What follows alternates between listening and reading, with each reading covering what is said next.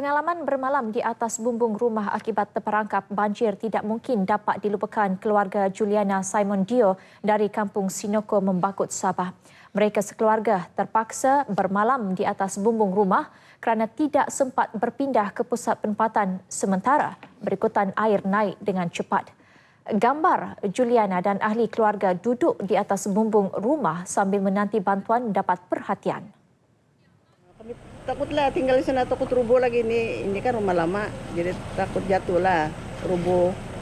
Itu sajalah, jadi kami pun tidak tahu apa yang mau buat, cuma berdoa sajalah. Nasib keluarga ini turut mendapat perhatian Menteri di Jabatan Perdana Menteri Datuk Seri Dr. Syahidan Kassim yang berjanji akan membantu mereka menerusi bantuan yang diumumkan kerajaan termasuk bantuan membaik pulih rumah. Beliau turut meninjau kerja-kerja pembersihan Sekolah Kebangsaan Sinoko yang dilakukan dengan bantuan anggota Jabatan Pertahanan Awam Malaysia JPAM dan penduduk kampung.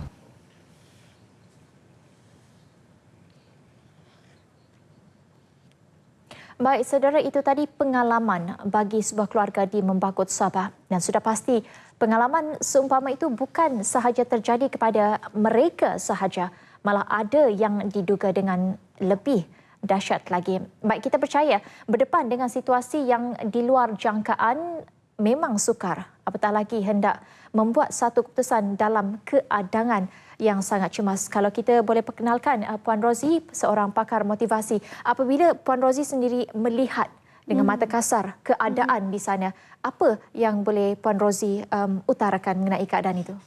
Okey, pada saya keadaan banjir yang melanda negara ini selepas 40 tahun. Ya, pada yang dulu terjadi pada 1962 yang kali ini sebenarnya lebih besar lagi dan sebenarnya memberi kesan daripada pelbagai sudut. Yang pertama, sudut emosi mangsa yang terlibat dengan banjir, kerosakan harta benda ataupun kemusnahan secara total daripada sudut rumah, ada banyak-banyak barang-barang hilang dan sebenarnya ini memberikan kesan yang amat mendalam kepada emosi mangsa-mangsa banjir ini. Baik, dalam konteks banjir ini, tiga fasa yang terpaksa ditempuhi penduduk iaitu sebelum banjir, ketika banjir dan juga selepas banjir. Dan dalam ketiga-tiga fasa ini, kalau kita bercakap mengenai emosi setiap penduduk, sudah pasti ada yang tidak dapat mengawal, ada yang mungkin menafikan dan pelbagai soalan timbul. Bagi Puan Rozi sendiri, untuk memulihkan emosi mereka ini mungkin ada caranya selain diri sendiri ataupun peranan orang terdekat itu adalah yang paling penting. Okey, pada saya untuk kita menyelesaikan satu masalah tekanan yang amat sangat akibat kehilangan harta benda, kehilangan orang tersayang, sebenarnya semuanya bermula dari dalam diri kita. Selain daripada satu kelompok yang kita boleh wujudkan satu kelompok sokongan untuk memberikan sokongan emosi kepada mendengar luahan mangsa-mangsa banjir ini, pada saya diri sendiri kita perlu tahu macam mana cara untuk kita mengurangkan atau memulihkan diri sendiri daripada masalah inilah. Sebenarnya bila kita tengok mangsa-mangsa yang berhadapan dengan banjir ni, bila dia pulang ke rumah, diorang duduk dekat, mereka tinggal di pusat bantuan banjir. Kemudian bila pulang ke rumah, tengok dalam keadaan rumah yang mungkin dah bukan rupa rumah atau mungkin dah musnah teruk dan barang-barang yang bersepah sana sini. Jadi pada saya mereka ini sebenarnya berada dalam keadaan yang sangat terkejut. Mungkin mereka tak jangka sebab tak pernah terjadi perkara macam ni kepada mereka. Dan selalunya mereka ini akan mengalami satu masalah ataupun satu fobia ataupun satu ketakutan dan juga masalah emosi yang sangat tertekan. Dan cara untuk kita mengurangkan sedikit tekanan ini adalah dengan yang pertama adalah untuk kita tidak terlalu memberi fokus kepada masalah tu.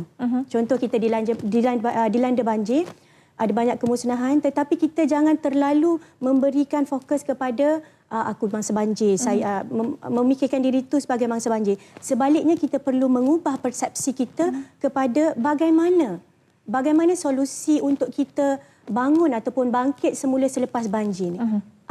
Baik, mungkin mudah bagi penduduk di luar sana yang hanya kehilangan rumah ataupun hanya melihat sebahagian kawasan rumah yang terjejas teruk. Tetapi bagaimana pula dengan mereka yang kehilangan nyawa, kehilangan insan yang tersayang? Bagaimana mereka hendak mendapatkan kembali kekuatan mereka itu? Okey, saya juga bersama-sama dengan rakyat Malaysia yang lain mengucapkan takziah kepada mangsa-mangsa yang kehilangan ahli keluarga tersayang. Tetapi dari sudut psikologinya, kita tak boleh nafikanlah, mesti ada kita rasa kesedihan sebab sudden death ataupun kehilangan kematian yang mengejut, kehilangan yang dalam keadaan kita tidak bersedia. Tetapi apa yang boleh saya cadangkan kepada mungkin mereka yang menghadapi masalah ini adalah lepaskan semua perasaan. Jangan pendam, jangan kita buat macam seolah benda ni tak ada apa-apa. Pada saya, kita lepaskan semua perasaan kita dengan cara menangis. Sebab bila kita menangis, sebenarnya ada satu bahan kimia yang keluar yang memberikan kita satu kelegaan. Ya. Jangan kita lari daripada masalah ni. Lepaskan semua perasaan. Kalau rasa nak menangis, menangis sampai puas. Dan selepas tu kita perlu teruskan hidup. Apa pun kita perlu teruskan untuk masa depan kita. Baik, bagi kita yang mungkin hendak pergi memberikan bantuan ataupun mendapatkan bekalan untuk mereka, bagaimana untuk kita mengenal pasti mereka ini ataupun sesetengah penduduk ini sebenarnya dalam keadaan tertekan dan memerlukan bantuan segera? Bagaimana untuk kita mengenal pasti? Okey. Bagaimana untuk kita mengenal pasti individu-individu yang mungkin menghadapi masalah tekanan yang sangat serius? Okey, yang pertama kita boleh perhatikan. Kalau dia tu selalu sebelum ni dia berbual dengan orang lain, dia mix around dengan orang lain. Tetapi tiba-tiba selepas kejadian ni, mereka ni selalu kita nampak berseorangan. Kita nampak dia berseorangan, dia duduk satu tempat, dia tak nak bercakap, dia diam. Sebelum ni dia mungkin banyak cakap, tiba-tiba jadi diam, jadi pendiam. Personality dia berbeza. Personality berbeza. Bila personality berbeza, yang tu kita betul-betul kena, apa orang kata, kita perlu mendekati dia, bagi dia masa. Tetapi bila kita tengok mungkin dah lama sangat, kita bagi dekat dia masa, kita datang dekat dia dan kita bercerita dengan dia, kita minta dia luahkan masalah dia. Sebab orang-orang macam ni sebenarnya menghadapi satu sindrom yang dinamakan suppressed emotion. Suppressed emotion ataupun emosi yang ditekan-tekan, yang mana emosi ini kadang-kadang dia disimpan dalam minda kita. Bila dia terlalu ditekan kan, sebenarnya masalah ini dia tidak lepaskan sepenuhnya. Dia simpan dekat dalam minda dan benda ini mempengaruhi sebenarnya, mempengaruhi kesihatan mental. Kita takut nanti jadi masalah lain pula. Jadi kita kena mendekati orang-orang macam ni, dengar masalah dia, minta dia berkongsi dan selalu ada dekat dengan dia. Bukan mudah sebenarnya untuk kita mendekati mereka, lebih-lebih lagi dalam keadaan yang sukar untuk mereka menerima. Tetapi bagaimana cara yang paling baik ataupun yang paling bagus untuk kita sebagai permulaan untuk mendekati mereka? Apa cara ataupun apa perkataan, mungkin ada perkataan yang sesuai untuk kita utarakan kepada mereka untuk lebih senang mendekati mereka? Okey, dia macam ni. Kalau di dalam Al-Quran ya, ada satu ayat, ada satu surah yang dinamakan surah Al-Insyirah. Ayat 6 hingga 7 yang berbunyi, sesungguhnya selepas setiap kesulitan ada kemudahan. Diulang 2 kali, dan sesungguhnya selepas setiap kesulitan ada kemudahan. Dan sebenarnya orang-orang yang menghadapi masalah dan tekanan ini, mereka dalam minda mereka terlalu memikirkan kejadian yang telah berlaku tu. So bila mereka terlalu memikirkan kejadian yang telah berlaku, minda mereka ni mengalami satu masalah yang dinamakan mental lock. Ataupun dia tidak boleh berfikir benda lain, dia terlalu memikirkan perkara tu. Sebab itulah cara untuk kita mendekati mereka ini adalah pertama dengan kita memberikan satu rasa macam biarkan mereka meluahkan apa yang mereka pendam. Dan kita jadi pendengar yang setia.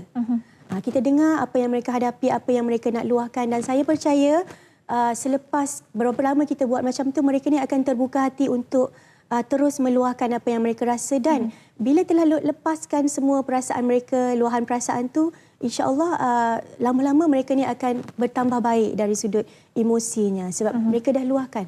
Baik, mungkin kalau bagi golongan dewasa perkara itu mungkin dipraktikkan. Tetapi bagi kanak-kanak pula bagaimana? Adakah mereka sebenarnya mengalami tekanan emosi itu, tetapi jika dilihat mereka seperti bermain, tidak tahu apa yang terjadi, tetapi ada atau tidak kemungkinan sebenarnya mereka itu juga adalah mereka yang kita boleh kategorikan sebagai tertekan ataupun yang depres ini? Bagaimana?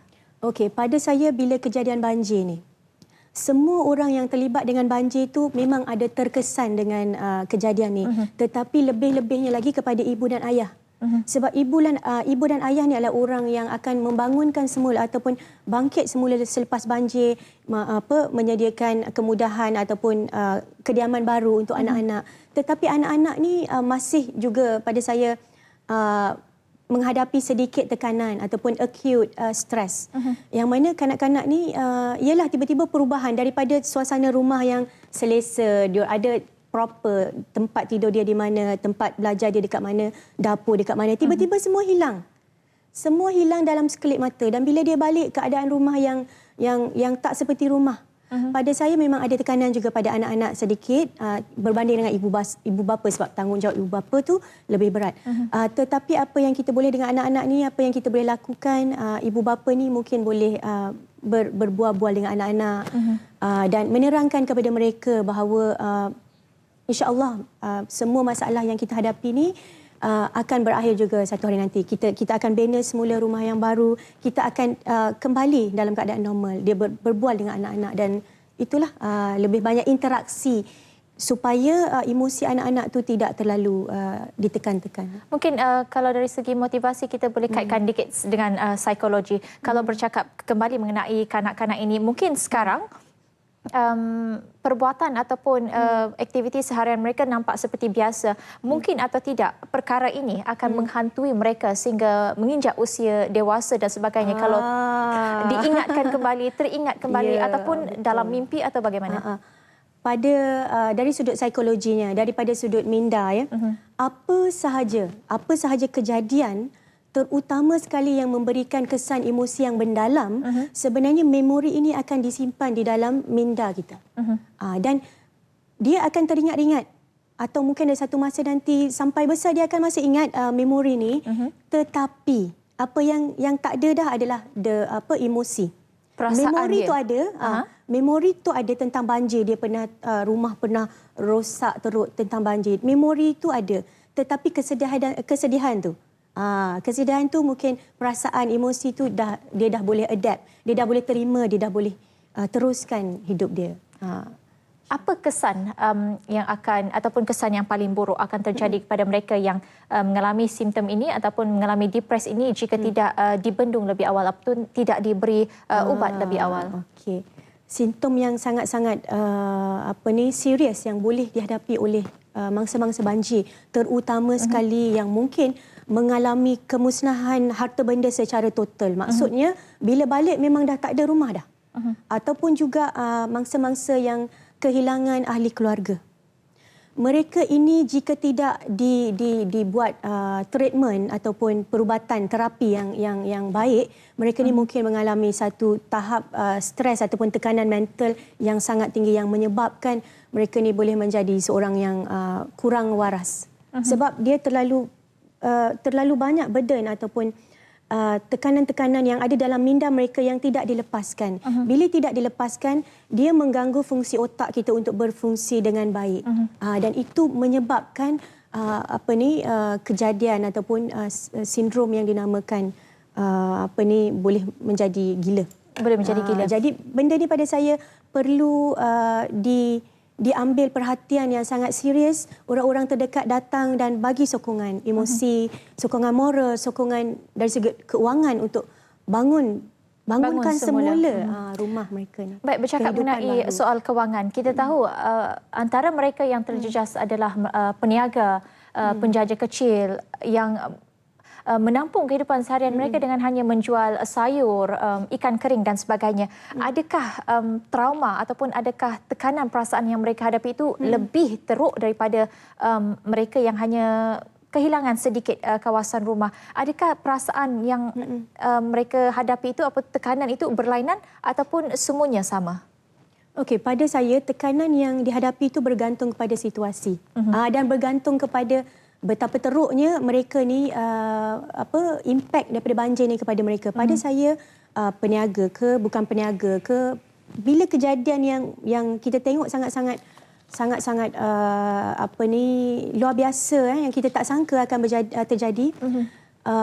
kerana kita boleh samakan juga ya sedikit sebanyak dengan kejadian tsunami pada beberapa tahun yang lepas. Pada saya semua orang terkesan, tidak kisahlah diorang ni suruh rumah tangga ke peniaga ke bekerja makan gaji, semua terkesan daripada sudut emosi dan macam mana cara mereka nak memulakan hidup selepas banjir ni. Saya percaya Malaysia ni satu negara yang sangat-sangat bermurah hati, sangat-sangat prihatin dan ada banyak bantuan yang dihulurkan bukan setakat oleh pihak kerajaan tetapi juga pihak badan-badan bukan kerajaan yang sedia menghulurkan tangan untuk memberikan bantuan. Dan berhubung perkara itu juga ramai pihak sebenarnya yang tampil memberikan bantuan. Kalau saya boleh kongsikan pengalaman, mereka yang menjalankan tugas menyelamat sebenarnya adalah orang yang sama terjejas banjir. Tetapi bagaimana mereka mengekalkan emosi, mengekalkan kewarasan mereka. Kalau boleh Puan Rozi kongsikan bagaimana sebenarnya seseorang itu, apa yang perlu dibuat untuk mengekalkan, kalau boleh kita acap kali saya katakan, kewarasan mereka untuk menjalankan aktiviti seharian? Okey. Pada saya betul apa yang Puan Fiona share tadi, sebab ada juga mangsa-mangsa banjir yang juga menjadi penyelamat. Betul. Atau kita namakan hero. Dan pada saya mereka ini bukan kata tidak terkesan daripada sudut emosi, bukan kata mereka ni tidak tertekan, tidak menghadapi apa sahaja perasaan, tetapi mereka ni adalah orang-orang yang tanggungjawab mereka tinggi dan mereka rasa mereka ni perlu berada untuk bangun, untuk membantu, untuk memberikan sokongan. Walaupun mereka juga adalah bangsa-bangsa, tetapi mereka ni mengambil satu tanggungjawab yang besar untuk mengurangkan beban-beban tekanan yang dihadapi oleh sahabat-sahabat mereka yang lain. Pada saya kita patut mengucapkan berbanyak-banyak tahniah kepada orang-orang sebegini yang sangat-sangat dalaman mereka mempunyai sangat-sangat kekuatan yang sangat luar biasa dan walaupun terjejas dengan banjir, mereka ni telah menjadi penyelamat dan hero untuk membantu masyarakat setempat. Dan apa yang perlu diperkatakan adalah kalau boleh kita sentuh mengenai sikap penduduk yang terjejas banjir itu sendiri. Kita tidak mahu menyalahkan mana-mana pihak. Kita cuma mahukan menjadikan perkara ini sebagai iktibar di masa akan datang. Di permulaan banjir, penduduk sebenarnya kalau kita boleh katakan mereka mengambil keputusan untuk tidak berpindah kerana terlalu biasa dengan keadaan banjir yang pada mereka tidak akan menjejaskan nyawa ataupun tidak akan merosakkan kediaman mereka. Kalau boleh doktor berikan pesanan ataupun apa-apa saja input kepada mereka supaya mengadaptasi sesuatu keadaan itu dengan cepat ataupun macam mana kalau kita boleh sifatkan pemikiran mereka itu. Pemikiran ya, supaya saya nampak ya pada awal kejadian banjir itu mereka tidak menjangka. Betul. Mereka ingat banjir biasa. Tapi bila air dah naik itu sampai diorang terpaksa naik ke atas bumbung dan bermalam atas bumbung. Pada saya ini mungkin satu pengajaran baru kepada seluruh rakyat Malaysia sebab kita tak pernah lagi menghadapi sebegini teruk. Dan pada saya yang dah lepas tu kita lepaskan. Tak ada apa-apa yang kita boleh buat. Tetapi yang kemudian ni kita perlu sentiasa berhati-hati. Kalau ada tanda-tanda yang mungkin kemungkinan yang sesuatu yang mungkin hujan dia tak berhenti kan, kita dah mula simpan barang-barang berharga kita dekat satu tempat dan bila air mula naik tu kita perlu sentiasa dengar pengumuman, mungkin kita perlu berangkat ke pusat jagaan banjir. Maksud saya kita ubah sikit sikap kita menjadi lebih berhati-hati ataupun lebih alert, lebih peka kepada kejadian yang mungkin selepas ini. Itu yang lebih penting. Itu lebih Baik, penting. terima kasih kami ucapkan kepada Puan Sama-sama. Rozi Azhari. Beliau merupakan pakar motivasi. Saudara, ambil iktibar terhadap apa yang terjadi supaya di masa akan datang kita akan lebih berhati-hati. Terima kasih sekali lagi kami ucapkan. Ya, sama-sama.